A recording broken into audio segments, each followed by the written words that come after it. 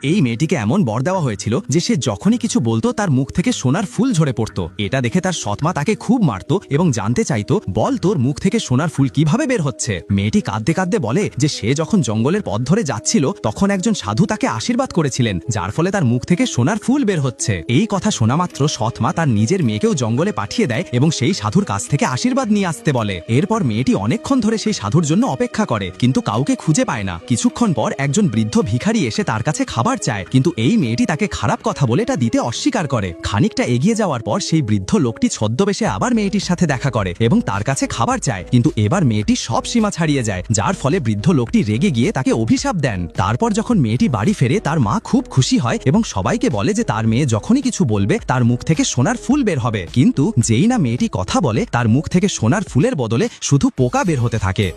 আমার ভিডিওটি ফেসবুক থেকে দেখে থাকলে ফেসবুক পেজটি ফলো করে দিন এবং ইউটিউব থেকে দেখে থাকলে ইউটিউব চ্যানেলটি সাবস্ক্রাইব করে দিন। ধন্যবাদ।